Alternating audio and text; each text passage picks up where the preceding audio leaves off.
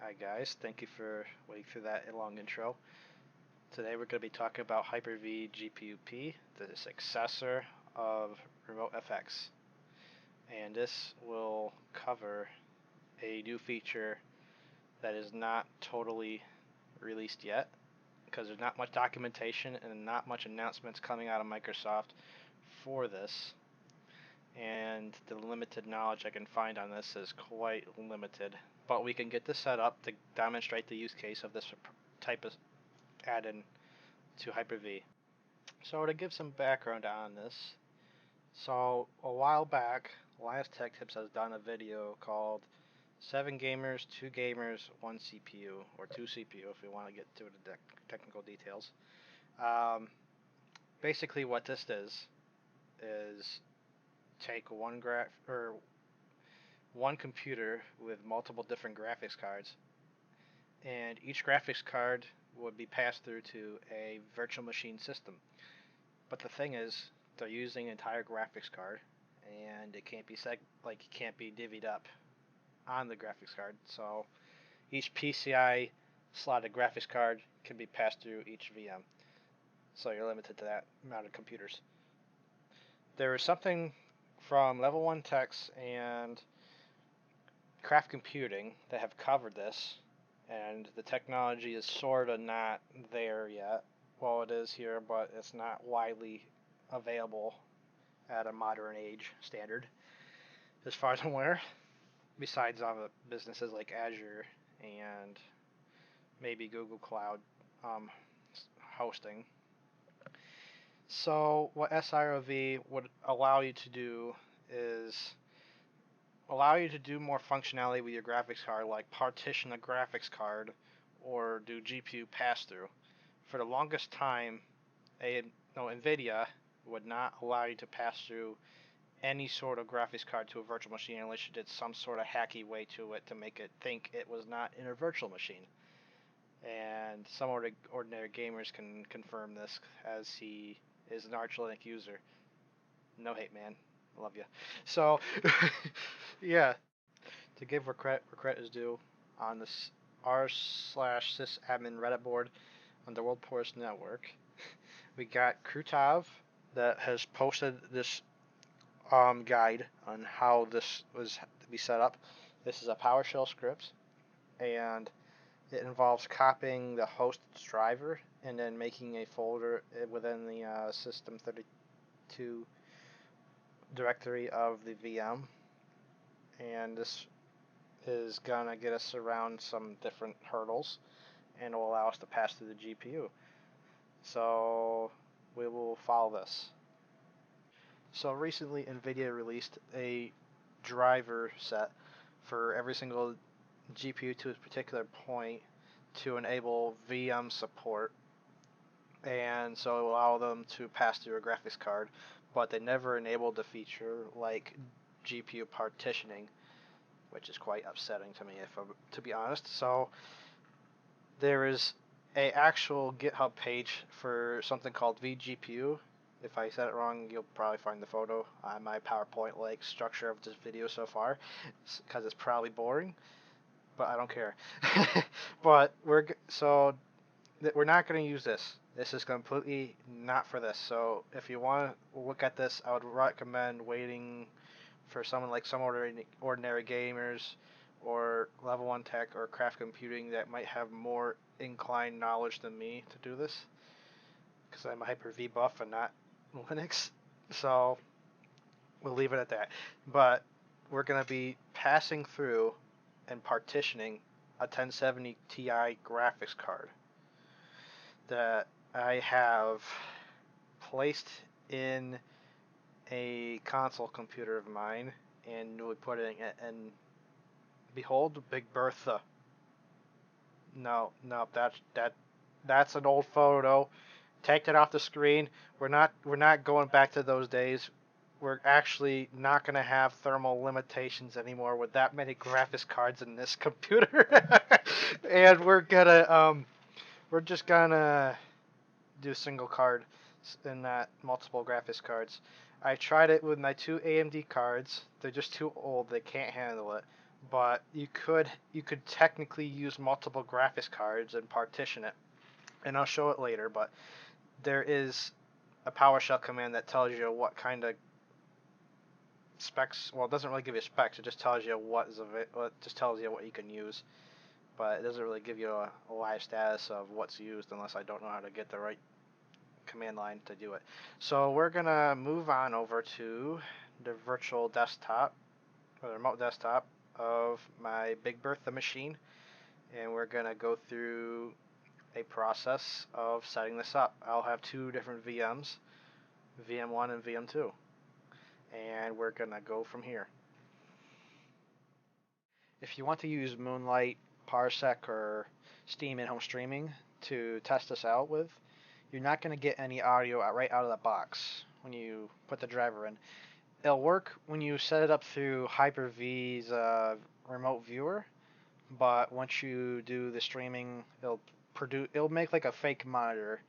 It'll go 1080p 60 FPS, but no audio support. So having VB cable will allow you to have a virtual audio cable, and it will allow it to produce sound, and it will work for your needs. Link will be in the description on where to get this.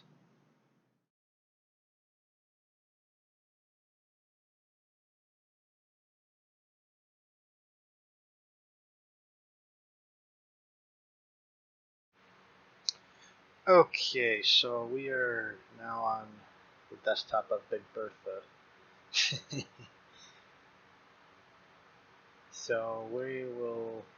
So I actually put a 1060 and 1070 in this computer of mine, so we'll be doing this today for this demonstration, and I applied an overclock to both cards on the base host system.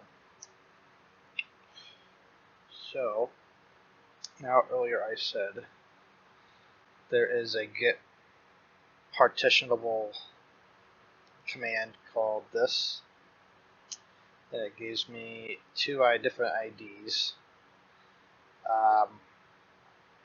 I don't know which one's which. One way to find out is to go through Device Manager.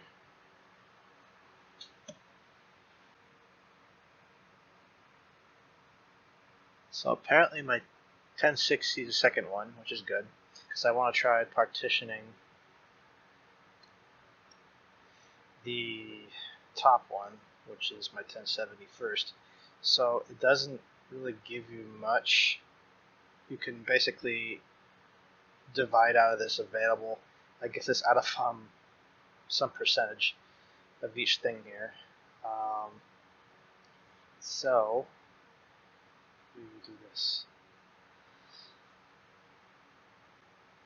So we will apply the configuration I have. We're going to do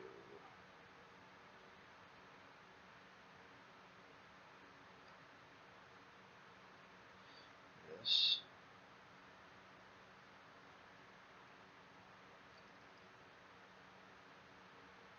So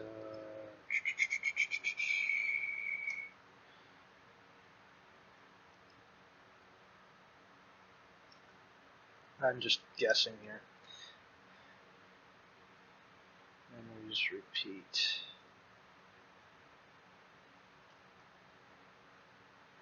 Actually, I would probably want to give this a little bit overhead, just in case.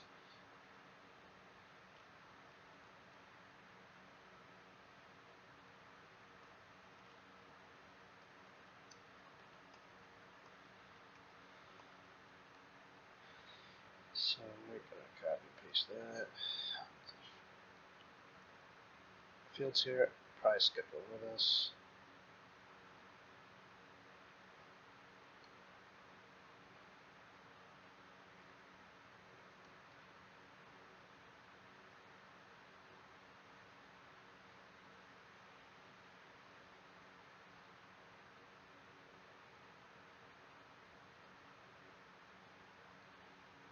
I'm going to leave that alone. So let's save on that. Copy.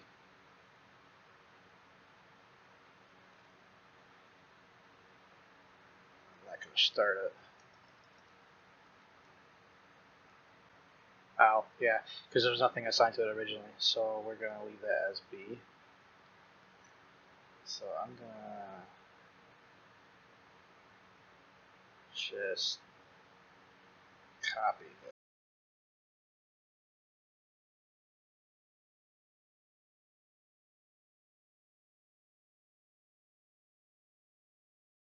We will need to do grab these.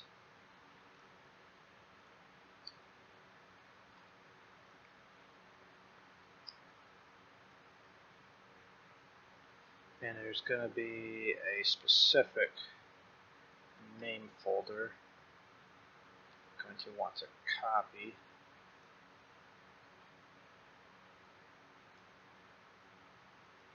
That will be it. And I put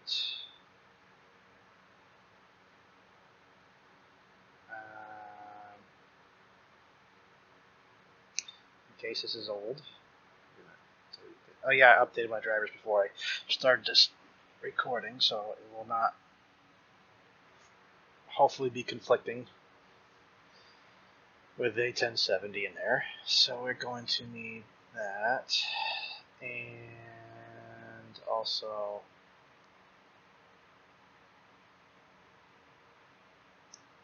this.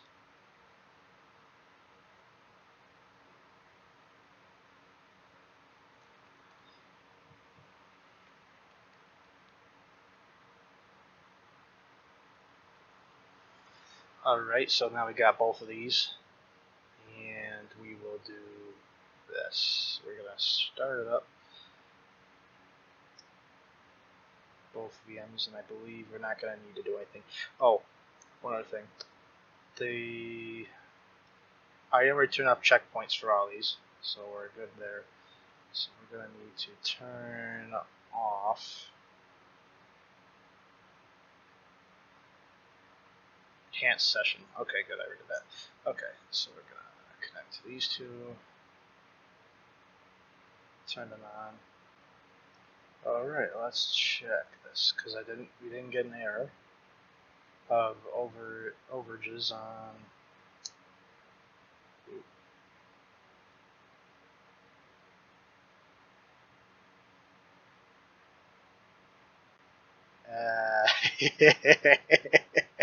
dang it. Okay.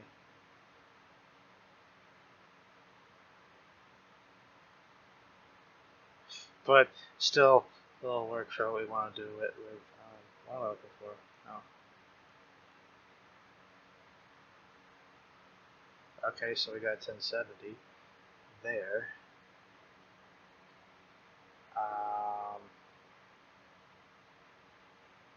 So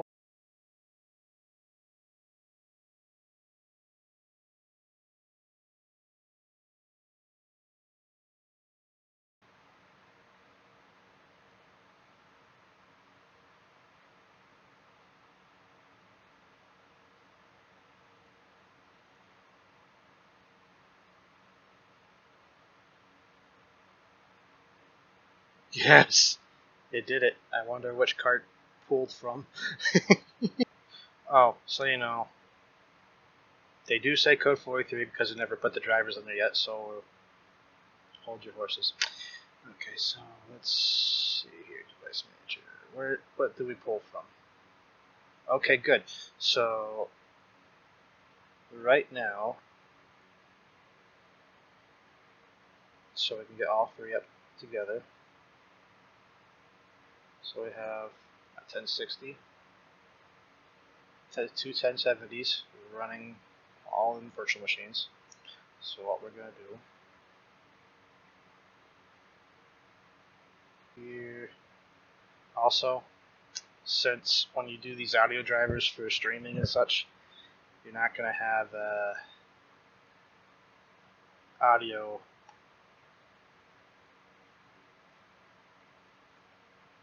So it's best to use a virtual audio cable to get some audio, else you're not going to have anything. Alright, so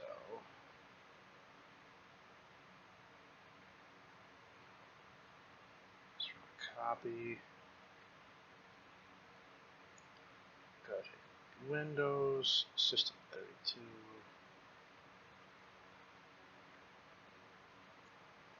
And we're going to need to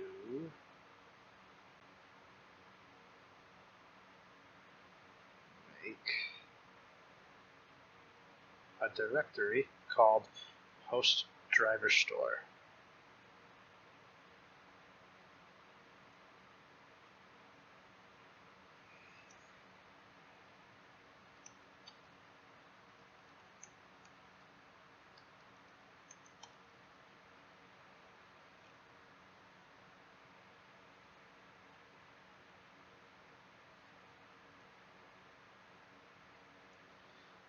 And gonna make a folder within here called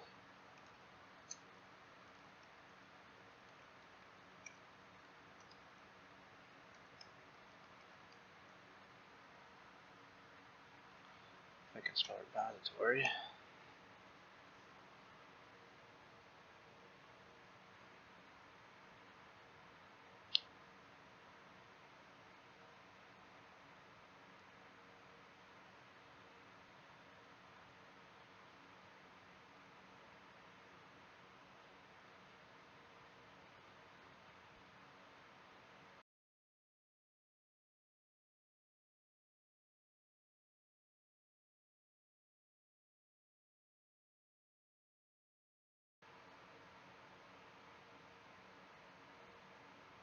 Good. We have a working 1070 inside of a virtual machine as an adapted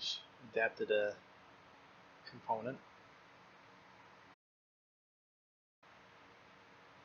Alright, now we have working 1070s and 1060s in every single thing now. So now let's rock.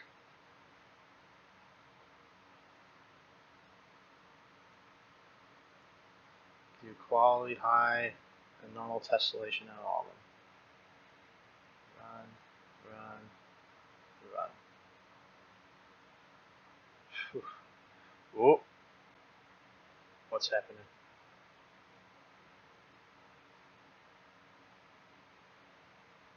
It's chugging. What is going on with this one?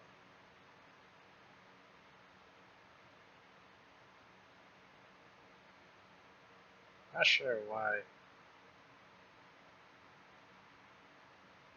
But yeah.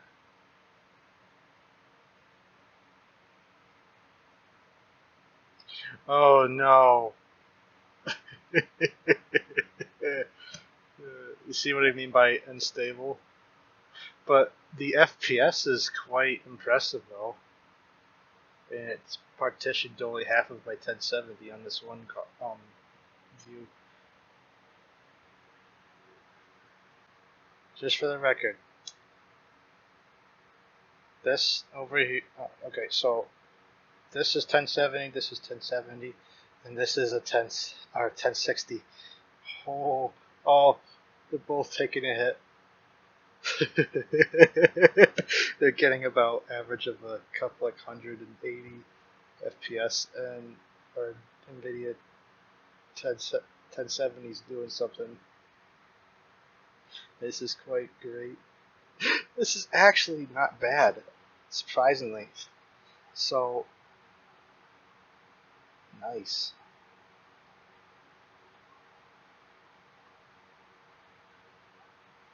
Well, what happened with this one? What's going on here? Well,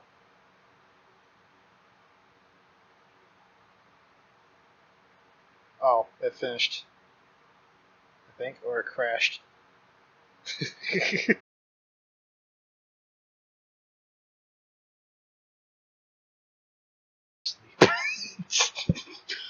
Oh, yep. Well, people, this is just a demonstration, but see that my video 1060 is still hammering out.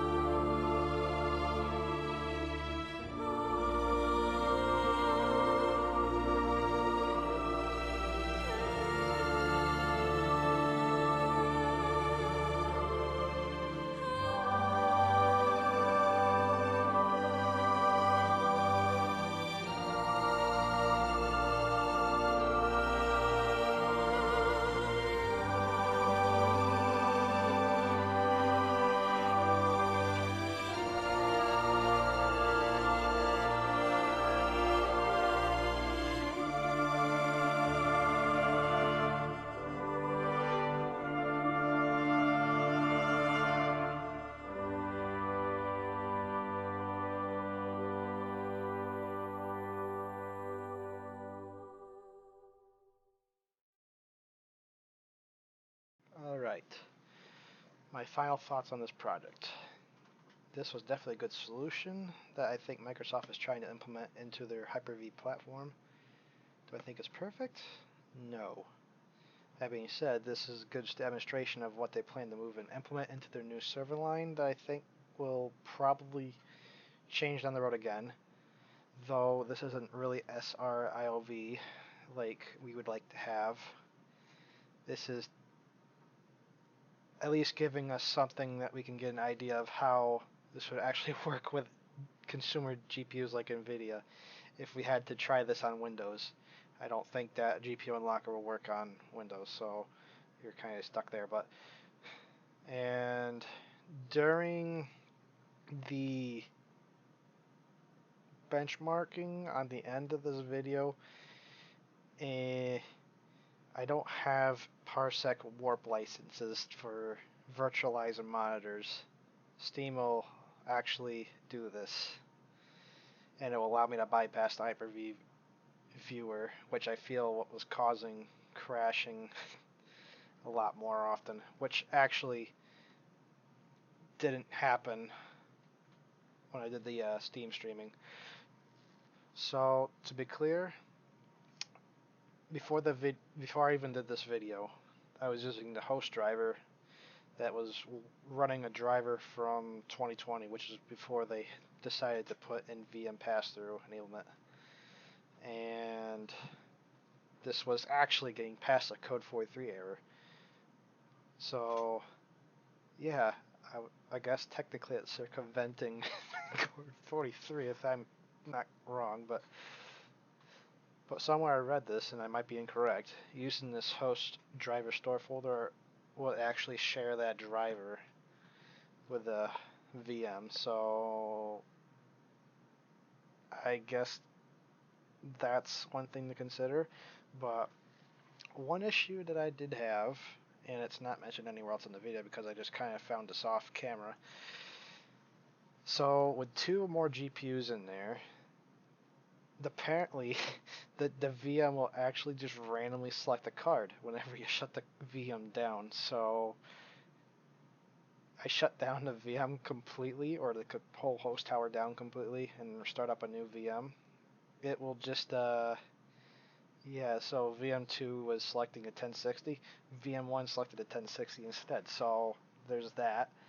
So if you wanted to try this with two or more cards, I would recommend having all identical cards so you don't have issues if you want one was a lot less in performance. So randomly your best VM becomes the slowest VM out of all of them.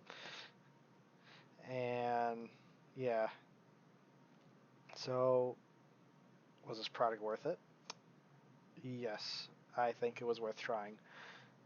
And though I had originally purchased a server in Xeons for a different project listed at the beginning of the video, it at least gave me a realistic expectation of what this might be like if a GPU is partitioned to two VMs, because I never really seen it done before. I know Wendell at Level 1 Tech and Craft Computing have been trying to do this for a long time for like this streaming cloud gaming setup.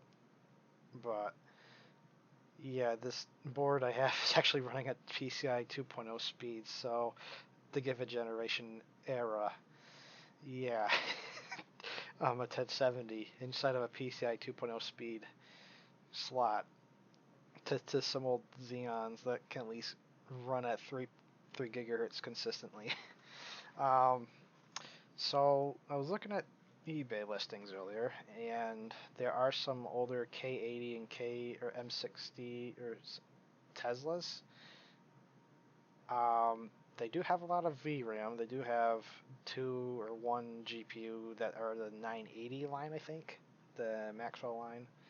So there's that, but I do not recommend going out there to purchase these as a gaming computer solution just to run these in a virtualized environment, because they are not fast. They do not apparently do encoding well, and I don't think this is even encoding my feeds anyway, if I was to be honest. So yeah, there's nothing going on in the encoding fields when I check the cards out. So yeah, but at least so actually this is all running in Windows 10 Pro 20H2 and not Server 2019, and I don't think it's even included in 2019 server yet. But it's quite funny that Windows 10 Pro on a consumer line actually runs this, and it's not Pro Workstation, it's just Windows 10 Pro. So it doesn't even need an expensive server license to run. So kudos to Microsoft.